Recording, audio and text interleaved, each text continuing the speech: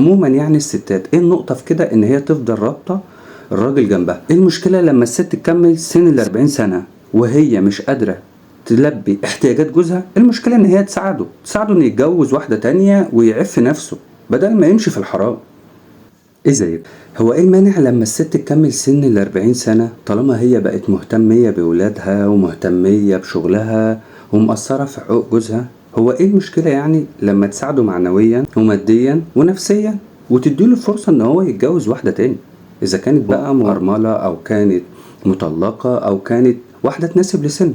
يعني انا مراتي دايما بحس ان هي مقصرة معايا من بعد ما كملت سن ال40.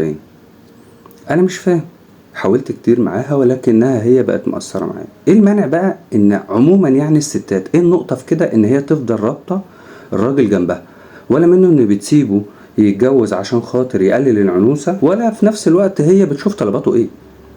انا مش عارف ايه وجهة النظر عند الستات ان هي تفضل رابطة جوزها جنبها، ما تديله فرصة. وبعدين يعني انا لما اتكلمت مع مراتي ان هي ماديا كويسة جدا ومستريحة قوي، ايه المشكلة ان هي تساعدني وان انا افتح بيت تاني؟ تساعدني ماديا على اساس ان انا اقلل العنوسه وفي نفس الوقت اشوف احتياجاتي ايه، وفي نفس الوقت اعف نفسي عشان خاطر ما امشيش في الحرام. انا قبل ما ابعت لحضرتك الرساله دي انا ناقشتها، طبعا رفضت وقالت لي لا مش هينفع، وقالت لي لو عملت كده مش هيحصل كويس. بقول لها طب ايه المشكله يعني؟ طيب انا في احتياجات انا عايزها، انت رافضه الموضوع او مش متقبلاه، او في نفس الوقت بتقولي خلاص احنا كبرنا. انا مش فاهم وجهه نظركم ايه يعني كستات، يعني ايه وجهه نظركم في حاجه زي دي؟ فانا بعت لحضرتك ده على لينك الصراحه عشان حضرتك تقول لي واعرف من حضرتك ايه المشكله لما الست تكمل سن ال40 سنه وهي مش قادره تلبي احتياجات جوزها. المشكله ان هي تساعده انه يتجوز واحده تانية ويعف نفسه بدل ما يمشي في الحرام.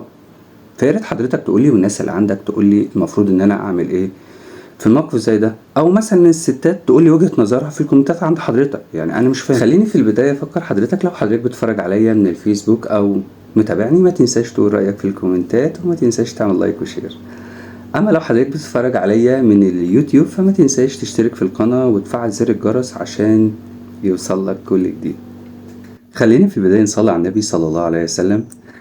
يعني انا لساني عجز ان انا اقول لك تقريبا اللي اختشوا ماتوا، يعني ومع اني ما بقولش الكلام ده وما بحبش اغلط في حد، ولكن لما يوصل بيك ان انت عايز مراتك تصرف عليك وانت تروح تتجوز واحدة تانية عشان خاطر تعف نفسك، يعني انا مش لاقي كلمة اقولها لك او تفسر عن اللي انت فيه الصراحة.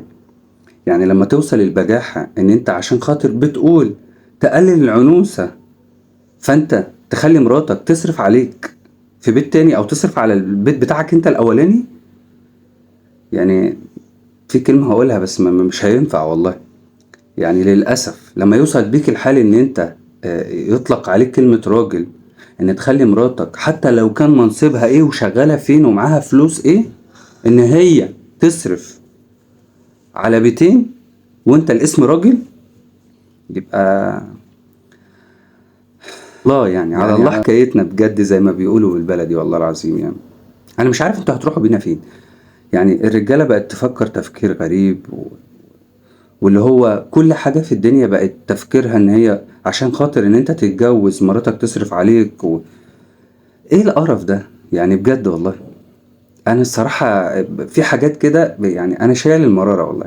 في حاجات كده مش لاقي حاجة والله اقولها.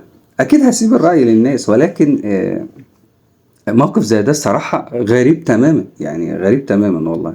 يعني ربنا يرحمنا برحمته، ربنا يرحمنا والله.